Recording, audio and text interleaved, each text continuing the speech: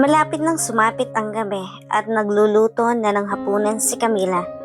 Habang si Gab naman ay nasa sopa nagbabasa ng magazine. Hindi nila alam ay malapit na palang dumating si Jennifer. Ilang minuto simula nang dumating na ito sa airport, ay hindi siya nagsabi kay Gab na bumalik na pala siya dahil ayaw nitong malaman ni Gab ang kanyang mga plano.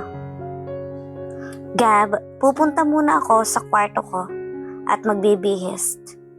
Mabuti na lang at saktong pagkatapos magluto ni Camila ay bumalik muna ito sa kanyang kwarto bago pa man dumating si Jennifer. Narinig ni Gab ang tunog ng sasakyan sa labas kaya akala niya ay dumating ang kanyang pinsan kung kaya pinuntahan niya ito para buksan dahil umuwi din ang kanilang driver kaya wala siyang ibang mautusan. Pagkabukas niya ng gate ay nanlaki ang kanyang mga mata nang makita si Jennifer sa pagbukas nito ng salamin ng sasakyan. "Babe, ba't parang nakakita ka yata ng multo?" Nagtatakang tanong nito. "Wala, babe." "Bakit? Hindi ka man lang nagsabi na darating ka para masundo kita," sagot nito. Habang simpleng tinitigan nito ang loob ng sala. "Babe, open mo nga ang gate at papasok na ako." "Nasaan pala si Camila? Ba't ikaw ang nagbubukas?" Mabuti na lang at napansin agad ni Camila ang pagbaba ni Jennifer sa kotse at simpleng inayos ang sarili. Pagpasok ni Jennifer ay kinuha agad ni Camila ang dala nitong mga gamit. Nabigo naman si Jennifer na mahuli silang dalawa.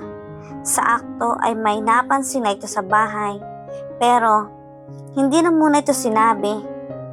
Nagkunwari pa rin si Jennifer na walang napapansin sa kanila. "Camila, lalo kayatang gumaganda. Masarap ba ang tulog mo habang wala ako dito?" "Siya nga pala, nasan si Tintin?" Tanong nito habang hawak ang isang maleta. Nahalata naman ni Camila na nag-iba ng tono ng pananalita nito sa kanya. "Akin na po, ma'am," sabi ni Camila habang hindi maiwasan na bumilis ang pintig ng kanyang puso.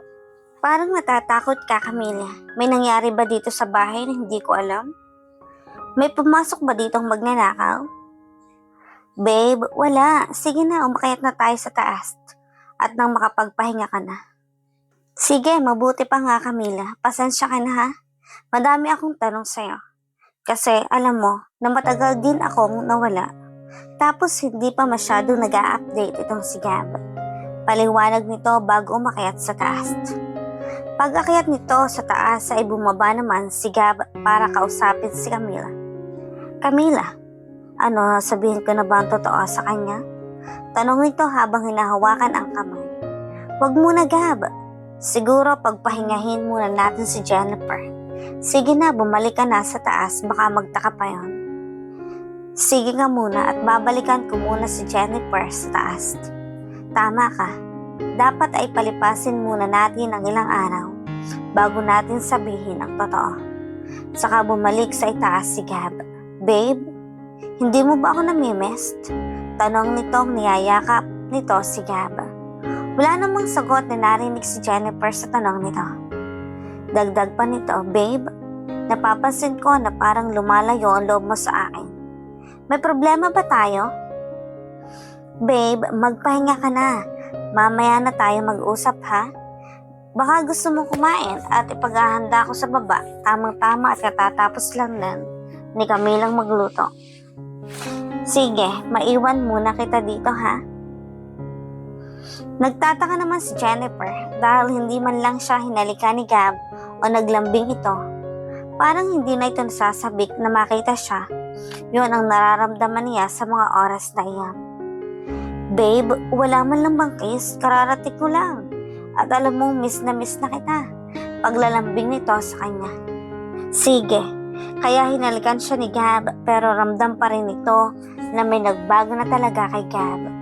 Pero hindi na muna nito itatanong. Nakatulog naman si Jennifer sa pagod. Galing sa kanya biyahe habang pinagpatuloy naman ni Gab at Camila ang kanilang pag-uusap.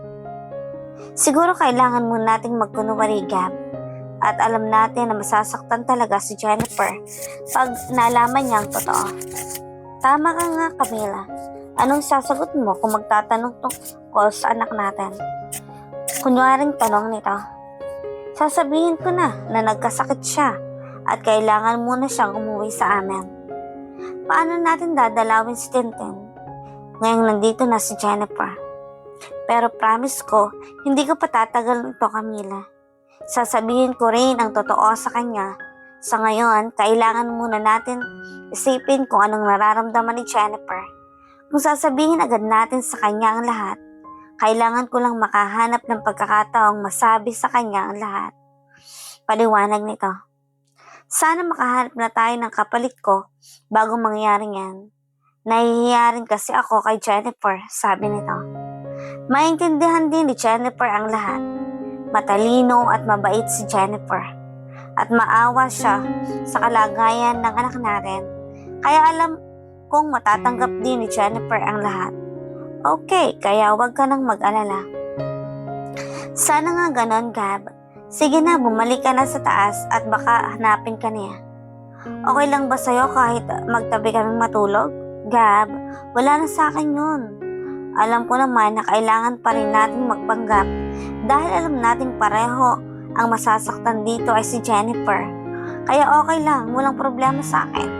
Hanggang kaya mo nang sabihin sa kanya ang totoo. Salamat, Camila, ha? At babalik na ako sa agency bukas para makahanap ng kapalit mo. Sige, Gab. Sige na, bumalik ka na sa taas. Okay lang ako dito. Hinalikan ni Gab sa labi si Camila bago ito umakyat sa kanyang kwarto. Babe, nagugutom ako. Please, sabihin mo kay Camila na kakain ako. Sige, sasabihin ko sa kanya. Bumaba na naman ulit si Gab para sabihin kay Camila na gusto nang kumain ni Jennifer at tinulungan naman ni Gab si Camila sa paghahanda ng kanilang hapunan. Muli na namang umakyat si Gab para sabihin nakahanda na ang kanilang hapunan. Babe, bumaba ka na at handa na ang pagkain. Sige, susunod na ako. Patalikod pa lang si Gab ay hindi maiwasan na tumulo ang luha ni Jennifer. Palihim pala itong umiiyak dahil ramdam nito na nag-iiba na talaga si Gab. Maya-maya bumaba ito para kumain at habang kumakain sila ay napagdesisyonan nitong tawagin si Camila para sumabay na lang sa kanilang kumain. Babe, nasan si Camila? Bakit hindi na lang siya sumabay sa ating kumain? Tanong nito. Busog pa siya, babe. Saktong dumaan si Camila para kunin nito ang cellphone na naiwan nito sa kusina. Camila, sumabay ka na lang kaya sa amin kumain? Pagyaya ni Jennifer sa kanya. Ma'am, mamaya na lang po. Busog po ako. Camila? Ano? Nasaan na pala si Tintin ngayon? Pinauwi ko muna po, ma'am. Nagkasakit kasi at hindi ko siya mabantayan ng maayos dito. Ano palang sakit ni Tintin? Leukemia po. Ano? Nakakaawa naman siya. Gusto mo puntahan natin sa inyo? Wag na po, ma'am, malayo po sa amin. Kinakabahan ito sa pagsagot kay Jennifer.